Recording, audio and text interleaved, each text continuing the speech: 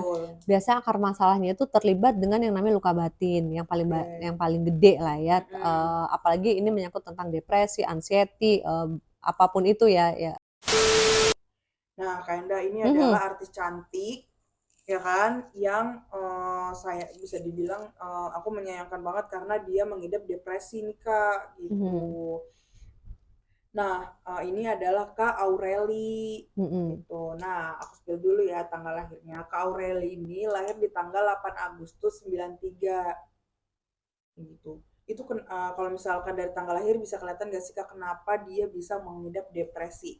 Gini, apa yang terjadi sama kita sekarang itu kan pasti ada akar masalahnya, ya kan? Betul. Biasanya akar masalahnya itu terlibat dengan yang namanya luka batin, Oke. yang paling gede lah ya, Mhm. apalagi ini menyangkut tentang depresi, anxiety, apa itu ya, penyakit mental gitu loh. Betul. Nah, karena Aureli ini dia memiliki kode family Iya, gitu, karena pasti berasal dari Meli. family-nya gitu. Cuman kalau untuk mencari tahu detail-detail akar masalahnya, gue harus tahu dong tanggal lahir orang tuanya, Oh, ya oke. nggak? Tapi, kebanyakan akar pahit dalam hidupnya itu berasal dari family, gitu. Nah, Mmm. kalau misalnya orang dari luar family, nah itu tuh harus kita bedah juga tuh. Udah laler noh, wah ikut Lagi nimbrung aja fokus-fokus. nih.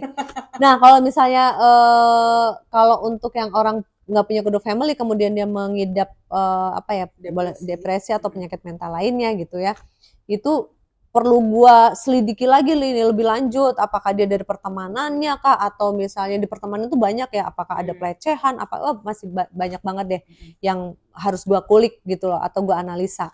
Nah, kalau di Aureli ini tadi gue bilang bahwa memang berasal dari family-nya gitu. Nah, tapi kalau misalkan dari tangannya bisa kelihatan nggak sih, Kak, dia ini Mhm. bisa sembuh apa enggak dari, dia yang, penyakit, depresinya dia sekarang itu? Gini, sembuh itu kan satu, harus ada keinginan kuat dong dari diri kita dan ada kesadaran bahwa gue memang butuh bantuan, ya Betul. nggak? Dan Aureli sudah ada atau dalam fase seperti itu, gitu loh. Oh, Berarti oke. ketika dia sudah menyadari dan dia sudah, kayaknya gue butuh bantuan, berarti kan memang akan ada perubahan dong atau perbaikan dong di dalam mentalnya.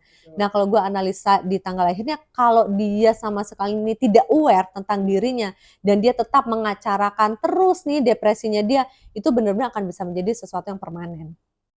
Nah, tapi Mhm. kalau misalkan nanti dia punya pasangan, Mhm. trigger masalah, luka batinnya dia sebelumnya ini bakal bisa berpengaruh nggak sih, Kak, nanti di hubungan dia, apa namanya, selanjutnya gitu?